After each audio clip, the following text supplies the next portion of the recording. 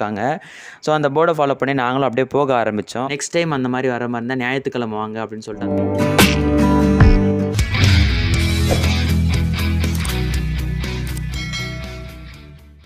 ரொம்ப படாத பாடுபட்டுட்டோம். பார்த்தீங்கன்னா தெரியும், அங்கே பாருங்கள் ஸ்வெட்டு எப்படி வருதுன்னு மட்டும் பாருங்களேன். கீழேருந்து மேலே வந்ததுக்கப்புறம் பயங்கரமாக ஸ்வெட்டாக இருந்ததுனால ஒரு மாதிரி ஹெட்டேக் ஃபீல் ஆச்சுங்க. ஸோ அதனால் கொஞ்ச நேரம் படுத்துட்டு அதுக்கப்புறம் வந்து மஞ்சுமலை மாரியம்மன் கோயிலை நோக்கி கிளம்பிட்டோங்க.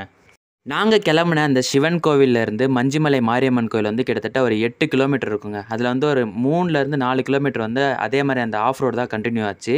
ஸோ அதுக்கப்புறம் பார்த்திங்கன்னா தார் ரோடு போட்டிருந்தாங்க.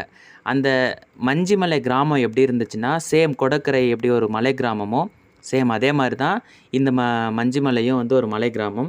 பார்க்குறதுக்கு அவ்வளோ சூப்பராக இருந்துச்சுங்க. கிளைமேட் வந்து பார்த்திங்கன்னா வேறு லெவலில் இருக்குங்க. பார்த்திங்கன்னா டைம் வந்து இப்போது 2:30 மணி ஆயிடுச்சு. சூரியனை கண்ணிலே பார்க்க முடியல.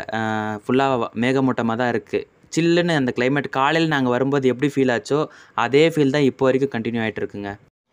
அந்த சிவன் கோயிலேருந்து கிட்டத்தட்ட ஒரு 8லேருந்து 9 கிலோமீட்டர் அப்படியே நீங்கள் ஒரே ரோட்டில் வந்துகிட்டே இருந்தீங்கன்னா, இந்த ரோடு வந்து போயிட்டே இருக்கும்போது ரைட் சைடில் நமக்கு யூட்டர்ன் மாதிரி ஒரு ரோடு கட் ஆகுங்க. அது வந்து ஒரு குட்டி கிராமத்துக்கு போகுது. ஸோ அந்த ரோட்டில் தான் வந்து நம்ம மஞ்சுமலை மாரியம்மன் கோயிலுக்கு போகணுங்க. இப்போ நீங்கள் பார்த்தீங்கன்னா அந்த போர்டில் தெரியும். ஸோ அந்த போர்டு போட்டிருக்காங்க. ஸோ அந்த போர்டை ஃபாலோ பண்ணி நாங்களும் அப்படியே போக ஆரம்பித்தோம். அந்த கிராமத்தை தாண்டி தான் வந்து அந்த கோயில் இருக்குது அப்படின்றதுனால அப்படியே கிளம்பிட்டோங்க. இந்த மஞ்சுமலை மாரியம்மன் கோயிலை பொறுத்த வரைக்கும் பார்த்திங்கன்னா, நாங்கள் கேள்விப்பட்ட வரைக்கும் இது வந்து ரொம்ப சக்தி வாய்ந்த கோயில் அப்படின்னு சொல்லி சொன்னாங்க. அதுவும் இல்லாமல் வெளியூர்லேருந்தெல்லாம் வந்து இங்கே பொங்கல் வச்சு அதுக்கப்புறம் கெடா வெட்டி அதுக்கப்புறம் கோழி இதெல்லாம் வந்து காவு கொடுத்து ஸோ இங்கே வந்து சாப்பாடெல்லாம் செஞ்சு எல்லாருக்கும் அன்னதானம் போட்டு அந்த மாதிரிலாம் பண்ணுவாங்களாம். ஞாயிற்றுக்கிழமை ஆனால் இங்கே பயங்கரமாக ஒரு மாதிரி கொண்டாடுவாங்க அப்படின்ற மாதிரி கேள்விப்பட்டோங்க. நாங்கள் இன்றைக்கி சனிக்கிழமை வந்திருக்கிறதுனால ஸோ அதெல்லாம் வந்து பார்க்க முடியல. நெக்ஸ்ட் டைம் அந்த மாதிரி வர மாதிரி இருந்தால் ஞாயிற்றுக்கிழமை வாங்க அப்படின்னு சொல்லிட்டு அந்த ஊருக்காரங்க எங்களுக்கு சொன்னாங்க. ஸோ இந்த சக்தி வாய்ந்த மஞ்சுமலை மாரியம்மன் கோவில் எப்படி இருக்குன்னு நீங்கள் பாருங்கள், நான் உங்களுக்கு காட்டுறேன்.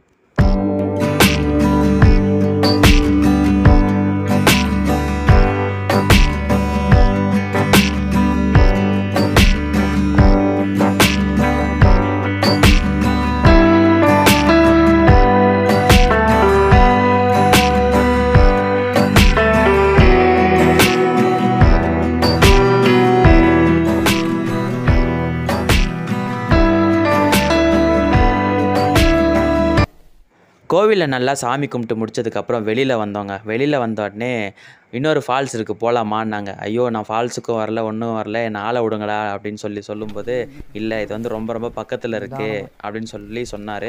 ஸோ அதனால் சரி வாங்க போகலாம் அப்படின்னு சொல்லிட்டு கிளம்புனோம். பார்த்திங்கன்னா ரொம்ப ரொம்ப பக்கத்தில் தான் இருந்துச்சு. போகிறதுக்கு சூப்பராக இருந்துச்சுங்க. செடிங்கெல்லாம் அப்படியே பயங்கரமாக ரொம்ப க்ளோஸாக இருந்தது. குட்டி வழி தான், போகிறதுக்கு அவ்வளோ சூப்பராக இருந்துச்சு. ஸோ அப்படியே அதெல்லாம் கிராஸ் பண்ணி போகும்போது ஃபால்ஸ் பக்கத்தில் வந்துட்டோங்க. ஃபால்ஸ் பக்கத்தில் வந்ததுக்கப்புறம் நாங்கள் ரொம்ப ஆவலாக எதிர்பார்த்து வந்தோம். பட் நாங்கள் என்ன எதிர்பார்த்தோமோ அந்த அளவுக்கு தண்ணி வந்து இல்லைங்க. மழை பெஞ்சு ஒரு 2 நாள் இல்லை 1 நாள் கழித்து வந்து பார்த்தோம்னா அந்த இடத்துல தண்ணியோட அதான் நீரோட்டம் வந்து நிறைய வரும் அப்படின்ற மாதிரி சொன்னாங்க. ஸோ அதனால் இந்த தடவை கொஞ்சம் ஏமாற்றம் தான். பட் இருந்தாலும் அங்கே உட்காந்து நாங்கள் டைம் ஸ்பெண்ட் பண்ணிட்டு பேசிட்டு இருந்தது வந்து செம்மையாக இருந்துச்சுங்க. ஃபால்ஸில் நீரோட்டம் வந்து ரொம்ப கம்மியாக வந்தால் கூட அது பார்க்குறதுக்கு அவ்வளோ அழகாக இருந்துச்சுங்க. குட்டி குட்டி விஷயம் வந்து பார்க்குறதுக்கு ரொம்ப அழகாக இருக்கும் இல்லையா? ஸோ அதனால் அதை கேப்சர் பண்ணி உங்களுக்காக காமிச்சிருக்கேன்.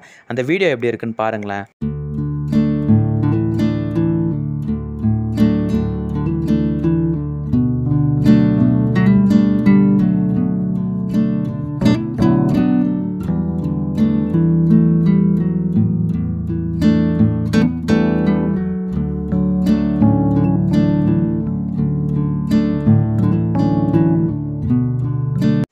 இந்த கொடக்கரை அண்ட் மஞ்சுமலை ட்ராவலில் நான் வந்து சூப்பராக என்ஜாய் பண்ணேங்க. என்ஜாய் பண்ணேன் அப்படின்றத தாண்டி ஒரு சில விஷயங்களை வந்து நான் வந்து லேர்ன் பண்ணிக்கிட்டேன்.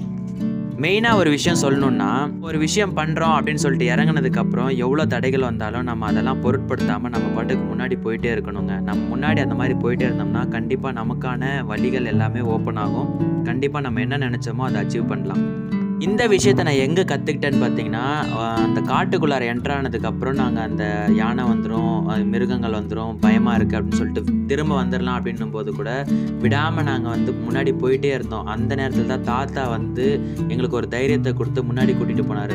இதே மாதிரி தாங்க நம்ம லைஃப்லேயும் நம்ம ஏதாவது சாதிக்கணும், ஏதாவது பண்ணணும் அப்படின்னு சொல்லிட்டு நம்ம முன்னாடி போயிட்டுருப்போம். நமக்கு நடுவில் வந்து நிறைய டீமோட்டிவேஷன்ஸ், அதுக்கப்புறம் நிறைய தடைகள், இந்த மாதிரி நிறைய விஷயங்கள் வந்துகிட்டே இருக்கும். இதெல்லாம் பொருட்படுத்தாமல் நீங்கள் உங்கள் வேலையை நீங்கள் பண்ணிட்டு போயிட்டே இருங்க. கண்டிப்பாக நீங்களும் நீங்கள் நினச்சதை வந்து அச்சீவ் பண்ணலாங்க. அடுத்த வீடியோவில் சீக்கிரமாக மீட் பண்ணலாங்க. Thank you buddies.